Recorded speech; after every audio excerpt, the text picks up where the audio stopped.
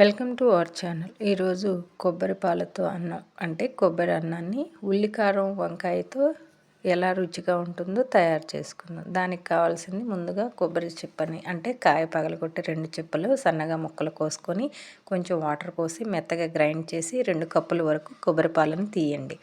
తీసిన తర్వాత పాన్ పెట్టుకొని అందులో నెయ్యి, ఎక్కువ క్వాంటిటీ నెయ్యే రుచిగా ఉంటుంది. లేని పక్షంలో కొద్దిగా నూనెని యాడ్ చేసుకోండి. దాని మీద తర్వాత వేడయ్యాక మన యొక్క పలావ్ దినుసుల్ని యాడ్ చేయండి. ఎక్కువ మసాలా అవసరం లేదు. చెక్క, లవంగాయ, బిర్యానీ ఆకు, పువ్వు, యాలుక అలా యాడ్ చేసుకుంటే సరిపోతుంది.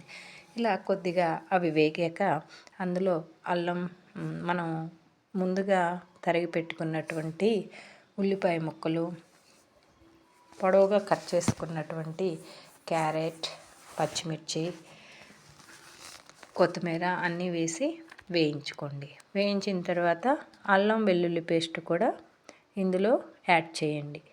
అల్లం వెల్లుల్లి పేస్ట్ వేశాక కొద్దిగా వేగనిద్దాం.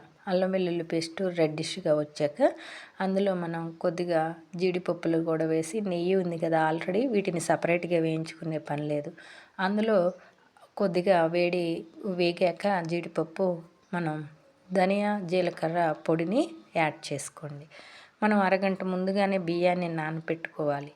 నానపెట్టుకున్న బియ్యాన్ని నీళ్లు లేకుండా వడకట్టుకోండి. వడకట్టి రుచికి సరిపడా ఉప్పుని యాడ్ చేసిన తర్వాత అందులోనే బియ్యాన్ని వేయాలి. ఈ విధంగా కొద్దిగా వేగాక కొబ్బరి పాలని యాడ్ చేయండి. యాడ్ చేసేసి కలుపుకొని ఒక్కసారి ఉప్పుగా ఉందా ఉప్పు చూసుకొని మనం కుక్కర్ మూతను పెట్టేయండి. తర్వాత మనం ఉల్లికారంతో వంకాయని రెడీ చేసుకుందాం. మీకు కనుక వీడియో నచ్చితే లైక్ చేసి షేర్ చేయండి. ఇవి మా చెట్లకు కాసిన వంకాయలేనండి. ఇలా గాడి పెట్టుకొని అందులో వంకాయ గింజలు లాంటిది ఏదైనా ఉంటే కొద్దిగా తీస్తే మనం పెట్టే ఉల్లికారం బాగా పడుతుంది. అందుకని అలా సపరేట్ చేస్తున్నాను. కొద్దిగా తీయాలి, మొత్తం కండ తీయకుండా. అలా తీసేసిన తర్వాత సాల్ట్ని చేతికి అద్దుకొని ఉప్పుని రాయాలి. రాసి ఉప్పు నీళ్ళల్లోనే పెట్టాలి.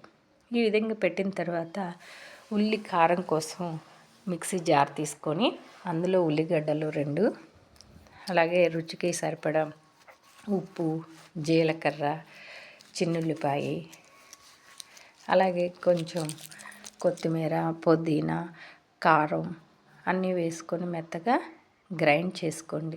ఇందులో వెన్నపూస వేసి గ్రైండ్ చేస్తే చాలా బాగుంటుంది. వెన్నపూస లేదు అనుకుంటే నెయ్యి అయినా 1 స్పూన్ యాడ్ చేసుకోవచ్చు. అలా విధంగా నేను అయితే నెయ్యి యాడ్ చేశాను. ఇందులో నెయ్యి వేశాను. తర్వాత దీన్ని ముక్కలకి బాగా కూర్చాను. ఆ వంకాయలను అలా కూర్చిన తర్వాత ఆయిల్ పెట్టుకొని కరివేపాకు వేసి అందులో ఇలా సర్దుకోవాలి. డీప్ ఫ్రై అయినా చేసుకోవచ్చు, లేదా షాడో ఫ్రై చేసుకున్నట్లయితే ఎక్కువ ఆయిల్ని పట్టకుండా ఉంటుంది. ఈ విధంగా కూరగా మిగిలిన ఉల్లికారాన్ని పైన చల్లుకోండి. ధనియా, జీలకర్ర పొడిని, కొంచెం గరం మసాలా యాడ్ చేసుకోండి. తర్వాత ఆ మిగిలిన కూరను కూడా వేసేసారు కదా, ఈ విధంగా వేగనియాలి. ఒకవైపు వేగిన తర్వాత చక్కగా రెండో వైపుకి చిదురు కాకుండా చాలా నైస్గా రెండో వైపు ఉల్టా కూడా మనం ఈ విధంగా తిప్పుకున్నట్లయితే ఆ రెండో వైపు కూడా బాగా కాలి వంకాయ మెత్తగా మగ్గిపోతుంది. అంతేనండి, కొబ్బరి అన్నం ఈలోపు రెడీ అయిపోయింది. కొబ్బరి అన్నంతో ఉల్లికారం వంకాయ సూపర్ కాంబినేషన్ అండి.